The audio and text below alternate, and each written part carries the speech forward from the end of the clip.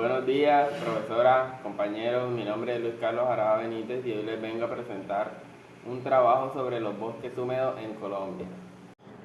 ¿Qué es un bosque húmedo? Un bosque húmedo son bosques sin estaciones secas y con precipitaciones de más de 2.500 milímetros. La Amazonía contiene la mayor exponente de bosques húmedos en el mundo, aunque también son reconocidos los manglares cercanos a las costas. El bosque húmedo tropical es una extensión de tierra cubierta por vegetación densa. Estos ecosistemas circulan la región ecuatorial a nivel mundial, poseyendo como principal característica la alta lluvia de estos.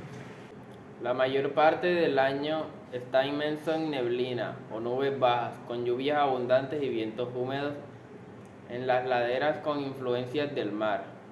La temperatura media anual oscila entre los 12 y los 23 grados centígrados, aunque en invierno las temperaturas pueden caer por debajo de los 0 grados. Una de las diferencias de los bosques húmedos a los bosques secos es que los bosques húmedos son más grandes debido a su clima, lo favorece para la consistencia de lluvia, así que no tienen riesgo de deshidratarse. Los árboles en los bosques secos sí corren ese riesgo, así que tienen hojas pequeñas. Hay varios tipos de animales que viven en los bosques húmedos, además de los reptiles como la iguana, la boa de cascabel y varias de las especies de ranas, sapos y salamandras. Viven una gran diversidad de anfibios y de insectos, particularmente escarabajos, hormigas, mariposas, abejas y otros invertebrados. Los bosques tropicales poseen una gran importancia ya que equilibran la ecología, proporcionan diversos servicios ambientales a la sociedad, es decir, producen oxígeno, permite que el agua de la lluvia se filtre al subsuelo y se recarga de mantos acuíferos, mantienen los suelos fértiles a la producción material orgánica. Los métodos para la conservación de los bosques húmedos son el control de plagas y fertilizantes naturales. Pueden ayudar a disminuir la contaminación causada por actividades agrícolas. Preservar franjas de bosque que sirven como corredores que se unen sesiones de bosque. Ayuda a la regulación de la pérdida de biodiversidad. Un bosque tropical lluvioso o un bosque húmedo es un bosque sin estación secas con precipitación de más de 2.500 milímetros.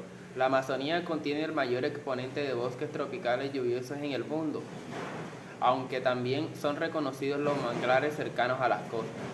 Poseen una temperatura cálida debido a esto, una temperatura que varía entre los 22 y 34 grados centígrados, aunque los bosques con mayor elevación pueden tener una temperatura significantemente mejor. Poseen una precipitación. Los bosques tropical húmedos con precipitaciones anuales de 1.000 a 2.000 milímetros.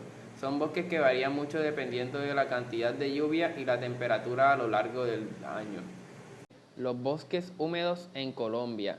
El Parque Farallones cuenta con 4 ecosistemas, los cuales son selva húmeda tropical, entre 200 y 1.200 metros de altitud. Bosque subandino húmedo, entre 1.200 y 2.000 metros sobre el nivel del mar. El bosque altoandino húmedo entre 2.000 y 3.500 metros de altitud y el páramo con altitudes de los superiores a los 3.500.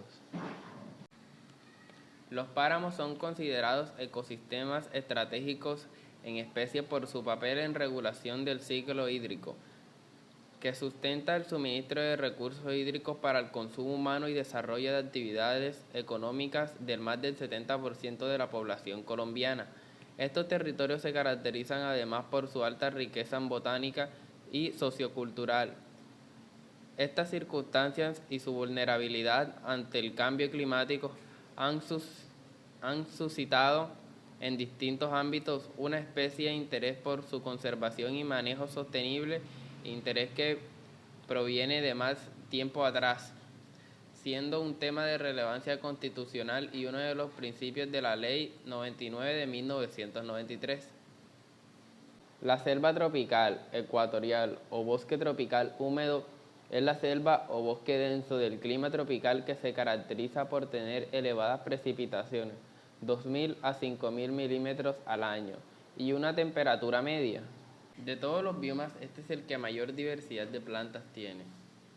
Hay miles de especies de árboles y es posible encontrar algunos centenares de ellas en superficies relativamente grandes. Las plantas se extienden hasta el sur de gimnospermas, son raras excepto las cicacádeas. El departamento del Valle del Cauca. Los bosques subandinos se definen entre los 1200 y 2400 metros. Las especies más características son las lauceras. Las epífitas encontradas son principalmente musgos, hepáticas, líquenes y helechos. También se encuentran las orquídeas y eríceas. Se encuentran también epíferos de la familia de las clusiáceas y las melastomáceas. Los bosques subandinos ofrecen bienes como la madera obtenida de los bosques para la industria e insumos para el hombre. Las especies tanto como la flora y fauna, el recurso hídrico y la conservación de biodiversidad. Los bosques altoandinos, con ecosistemas que albergan importantes muestras de la biodiversidad en Colombia, constituyen el hábitat de numerosas especies y cumplen importantes funciones, entre estas la regulación hídrica. Se registran 57 especies de aves y más de 10 mamíferos. Entre estas se destacan taxones con distribución restringida. El clima es templado a frío y húmedo, con copiosas nevadas o lluvias invernales heladas durante casi todo el año y fuertes vientos por el oeste. El páramo de Santurbán se encuentra ubicado en los departamentos de Santander y Norte de Santander. Este es uno de los páramos en Colombia más importantes y amenazados por la minería y expansión agropecuaria, por lo que es importante su protección y conservación, pues entre otras cosas es el hogar de cientos de especies y fauna y flora endémicas, es decir, plantas y animales que solo viven en este lugar del mundo. El páramo Doseta es considerado el páramo más lindo del mundo, está compuesto por más de 571 hectáreas. El punto de partida es Monguí, un hermoso pueblo patrimonio de Colombia ubicado en el departamento de Boyacá. Por si hace visita, es la oportunidad perfecta para conocer, además de su historia, la belleza de esta región del país. Puedes hacer caminatas de día o de varios, acompañada dentro del parque, uno de los principales atractivos de la ciudad de Ciudad de Piedra, como se le es conocido. La Sierra Nevada de Santa Marta, una de las zonas montañosas más importantes para el país y conocida por ser la montaña costera más alta del mundo. Su variedad y su belleza ecológica le hacen única y especial. La Sierra Nevada es lo único en el lugar del mundo en tener pisos térmicos. Es un hogar de cientos de especies de fauna y flora que han evolucionado a lo largo del tiempo y se han refugiado de la caza humana. Aquí se encuentra la ciudad Pétrica, importante en el centro urbano de la civilización tairona, que aún se encuentra en perfecto estado de conservación. También se encuentra el Parque Tayrona, el Parque Nacional Natural más espectacular de Colombia. Por si fuera poco, la Sierra Nevada de Santa Marta es una de las reservas biosferas para la UNESCO. El Sumpás es el páramo más grande del planeta Tierra, con un poco más de 330.420 hectáreas de un hermoso paisaje y atractivos únicos. Una característica que lo hace diferente de los demás páramos en Colombia es su gran cantidad de lagunas de tipo glacial, como la Laguna Larga, la Laguna Guitarra y la Laguna de Cajita, entre otras. Tiene muchas rutas para hacer senderismo clasificados por niveles de complejidad que llevan diferentes atractivos del parque, uno de los cuales es una edificación en ruinas que fue la cárcel en los tiempos del dictador Rojas Pinillas, que mandó a construir allí para enviar a sus detractores y enemigos políticos. El páramo Sumpás se encuentra en el departamento de Cundinamarca. Los grandes proyectos hidroeléctricos financiados por el apoyo internacional y organizaciones para el desarrollo, como el Banco Mundial, han traído como consecuencia la pérdida extendida de bosques. Además de inundar grandes extensiones de bosques lluviosos, las presas del Amazonas generalmente son ineficientes ecológicamente, porque grandes extensiones de bosque se inundan debido a la llaneza de la cuenca y exterminada la fauna silvestre. Las presas se destruyen los hábitats acuáticos y afectan las poblaciones de peces. Desplazan a los indígenas y aumenta la cantidad de carbono en la atmósfera.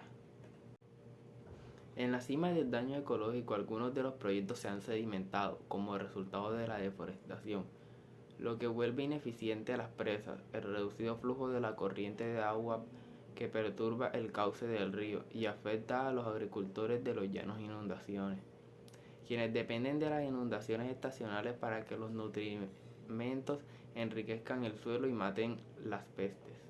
Es por ello que los agricultores empiezan a utilizar pesticidas y fertilizantes artificiales que tienen sus propios efectos ambientales negativos. En los deltas existe una mayor entrada de agua salada que los afecta a los ecosistemas de la costa, que son esenciales para la pesquería.